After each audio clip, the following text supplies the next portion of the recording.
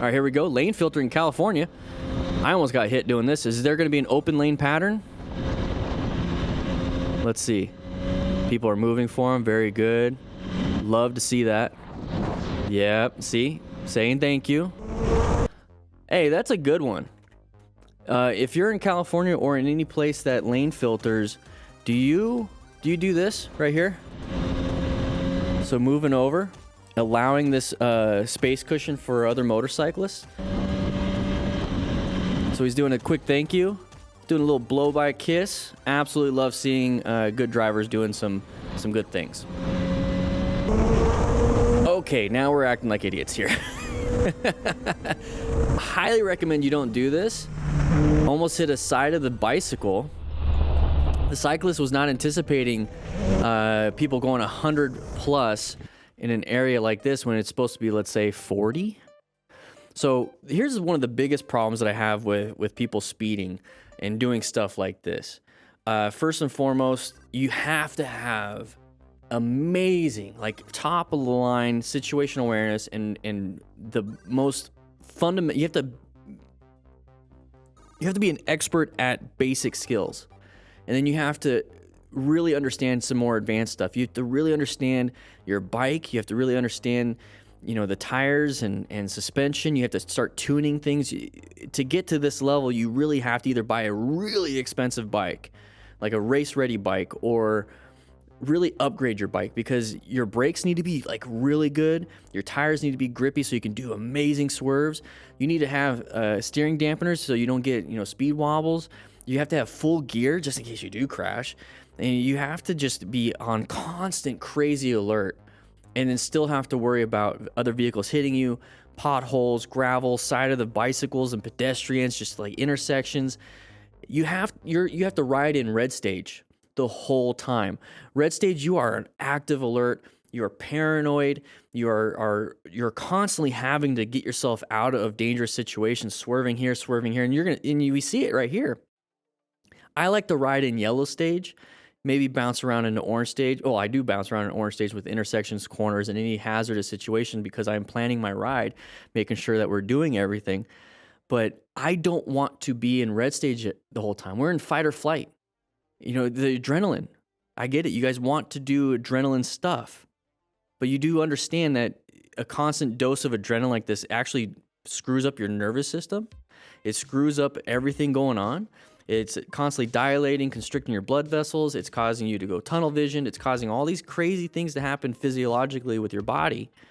And at the same time, you have to be at top tier, top of the line, like situational awareness.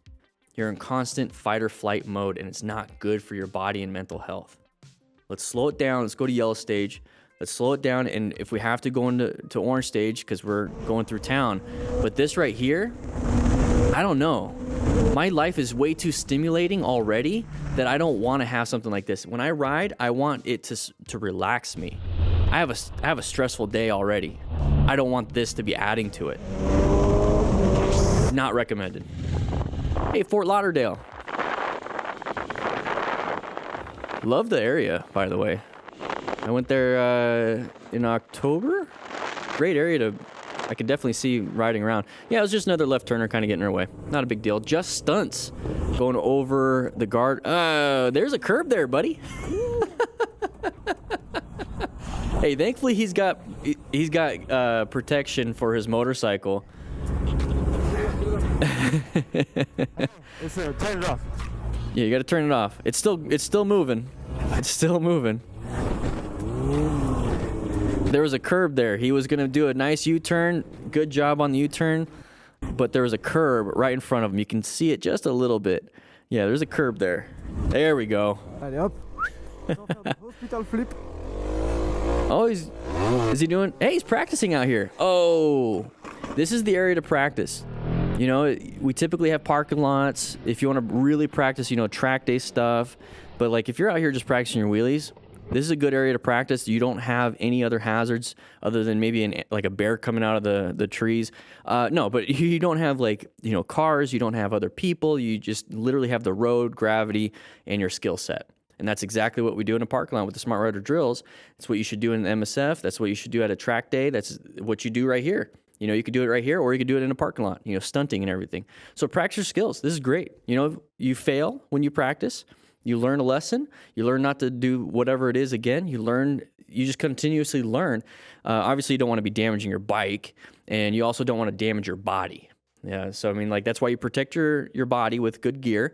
You protect your bike with cheap parts, or you get, you know, cages for it. So you can continuously practice so that a mistake does not end your practice. A mistake is then just going to teach you something. So hopefully he's doing fine. He's got full gear. Good job, man. What'd you learn from it? All right, we're going pretty fast. We're not going the flow of traffic. Big open area, having a lot of fun in Honolulu. Okay. We got a turn coming up, maybe? Looks like it. Looks like the road's turning. We're going a little too fast, really far down, and we started going towards the outside. So that paint line got you. Ooh, you see how many times his head hit? Or, yeah, whoever the rider is. So we're going too fast in the turn. Okay, we're going to see the turn coming up. So you see how the road just kind of disappears towards the right? So you see the guardrail at the very end. You see that right there? See the guardrail at the very end. So that means it's going to turn or turn. We don't know, but it looks more likely it's going to turn this way, especially if there's signage saying that it's turning a turn coming up. So we're going pretty fast. And why do we get shot out to the outside when we're going really fast, everybody?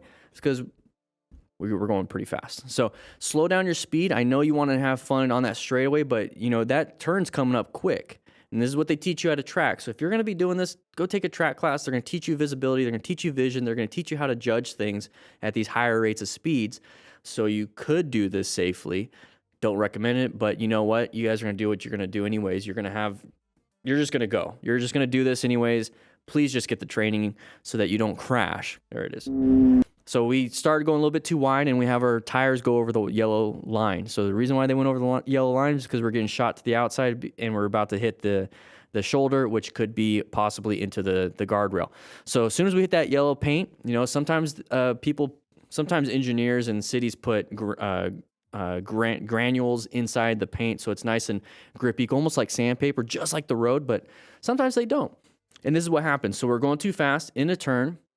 So if we're going fast, it uses traction to go fast because it needs to have traction to spin the tires and for it to go. Think of like running without cleats on wet grass. So we need to have traction, and we're going to propel ourselves.